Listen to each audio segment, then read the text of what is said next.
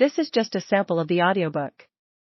To get the complete audiobook, access the link posted in the first comment. Chapter 1. How Did We Get Here? The deterioration of every government begins with the decay of the principles on which it was founded. Baron de Montesquieu, French political thinker, often quoted by the founders of the United States. If my people, who are called by my name, will humble themselves and pray and seek my face and turn from their wicked ways, then I will hear from heaven and will forgive their sin and heal their land. 2 Chronicles chapter 7, verse 14. This is not a political book, and it's not even just an American book. This is a principles book. The United States was founded upon timeless principles, which have always been the bedrock of any blessed society. These principles enable countries to prosper and be free, because they enable citizens to be free. Regardless of your background or political affiliation, we all desire life, liberty, and the pursuit of happiness. So ultimately, this is a book about freedom. Have you ever wondered about the future of your community?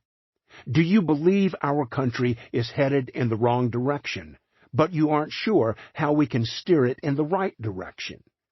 Are you concerned about the society in which your children and grandchildren will live? I am concerned. I thank God for the blessing of living in the United States, and at the same time, I'm often shocked at what's happening to our country.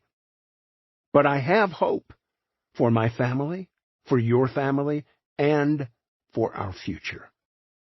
This book is for anyone who wants to understand what's happening in the United States of America and what we as Christians can do about it.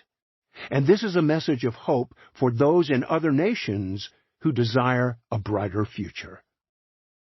Maybe you can trace your family tree to Europe. Perhaps your ancestors lived on this continent long before Columbus sailed to America. Your great-great-great-great-grandparents may have been brought to this continent through the evil of slavery. You or your parents may have emigrated to this country just a few years ago to seek a better life. Regardless of your background or political views, let's explore where we've been as a nation, rediscover some of the principles which unite us, and find inspiration to move forward together. Our country is as strong as the hearts of its people, and when the people's hearts are weak, the country is weak. Hosea chapter 4, verse 6 clearly states, "My people are destroyed for lack of knowledge."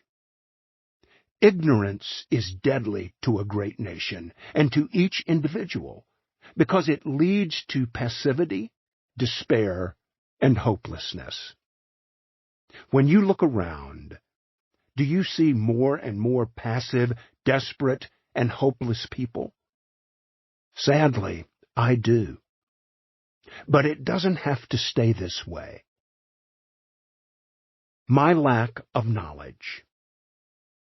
Like most people of my generation in the United States, I was grateful for the privilege of living here, but I didn't understand much about the history of this great nation. As a result, I didn't realize the price that had been paid for the freedoms we enjoy, and I didn't know about my responsibilities as a citizen. I knew a few stories from different parts of our history, but I didn't know the chronological history of how this country was established, the godly wisdom that shaped our new form of government, and the amazing evidence of God's blessings.